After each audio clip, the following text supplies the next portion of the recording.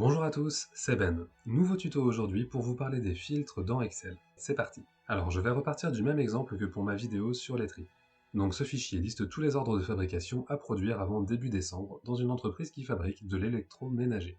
Donc rapidement, dans ce tableau, nous avons d'abord la colonne avec le numéro d'ordre de fabrication, l'article à produire et la quantité, pour quelle date de mise en stock et enfin la date à laquelle il faut débuter la production. Ok. Alors d'abord nous allons ajouter notre filtre. Pour ça, je clique n'importe où dans mon tableau, et dans le bandeau Accueil, je vais aller sur le bouton Trier et Filtrer, et je vais cliquer sur Filtrer. Alors pour que cette méthode marche, il est important que votre tableau ne comporte ni ligne ni colonne vide. Si vous voulez plus d'explications sur ce point, je vous renvoie à ma vidéo tuto sur les tris dans Excel. Bon, je vois que des petites flèches apparaissent au coin de mes en-têtes de colonnes. Si je clique sur une flèche au hasard, celle de la colonne Article par exemple, je vois d'abord que je peux passer par ici pour effectuer un tri simple dans mon tableau. Ensuite, je vois que je peux faire des filtres textuels, que je peux effectuer une recherche, et puis j'ai l'ensemble de mes articles triés par ordre croissant. Alors, pour filtrer, la méthode la plus répandue est tout simplement de cocher les articles qui m'intéressent dans ce menu. Donc je peux cliquer sur Sélectionner tout pour tout désélectionner, ou bien cliquer une nouvelle fois dessus pour tout sélectionner à nouveau. Et oui, vous n'avez pas besoin de tout décocher article par article, fort heureusement. Donc là, par exemple, je vais juste sélectionner les mixeurs plongeurs, voilà. Je valide et Excel me garde uniquement ce que j'ai demandé. Notez que je vois qu'il y a un filtre sur la colonne car le petit symbole ici a été changé. De plus, je vois que mes en-têtes de ligne sont devenues bleues. Ce bleu est un excellent moyen pour savoir quand on a des dizaines de colonnes dans un fichier si oui ou non nous avons un filtre actif. Si aucun filtre n'est activé, alors les en-têtes de ligne seront noires. Bon, ensuite, on peut aussi ajouter un autre filtre dans une autre colonne. Par exemple, je peux ne vouloir que les ordres de fabrication à débuter au mois de novembre.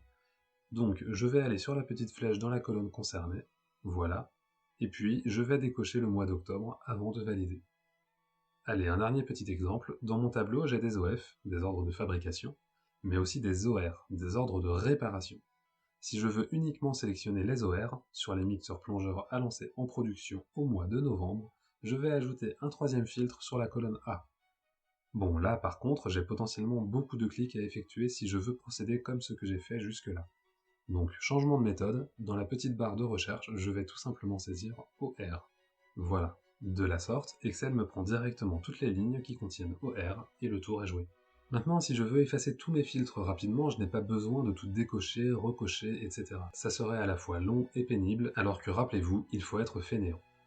Donc, on va utiliser le petit bouton qui se trouve là pour désactiver tous les filtres d'un coup.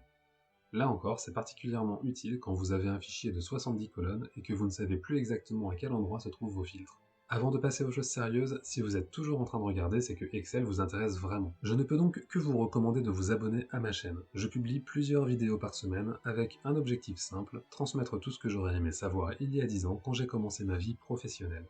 Allez, continuons le tuto. Bon, ça, c'était la manière dont 90% des gens utilisent les filtres.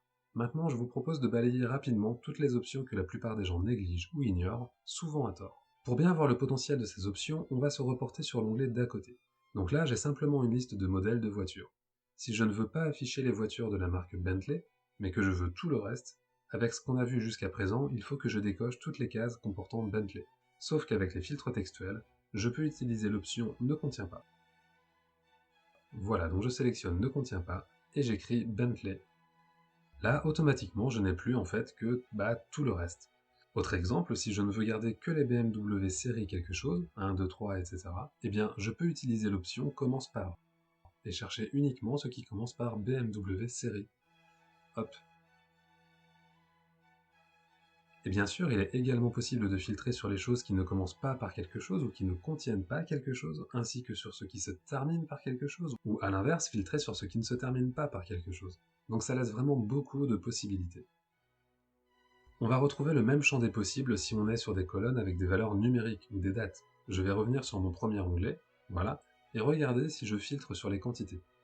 Égal ou différent, supérieur, supérieur ou égal, inférieur, inférieur ou égal, entre, mais aussi les 10 premiers, au-dessus ou en dessous de la moyenne. Enfin, sur les filtres chronologiques, le choix est encore plus impressionnant. On peut faire avant ou après, entre, demain, hier ou aujourd'hui, ou encore selon la semaine, selon le mois, le trimestre ou l'année. Bref, c'est vraiment une source de gain de temps non négligeable, et il faut juste avoir la curiosité de fouiller une minute lorsqu'on a un filtre à effectuer. Ce n'est pas grand chose, mais croyez-moi, vous gagnerez beaucoup de temps à cocher bêtement des petites cases. Et voilà, c'est tout pour cette vidéo. N'oubliez pas de vous abonner pour ne pas rater les suivantes et de laisser un petit pouce bleu pour soutenir mon travail. Sur ce, merci d'avoir regardé cette vidéo jusqu'au bout et à bientôt!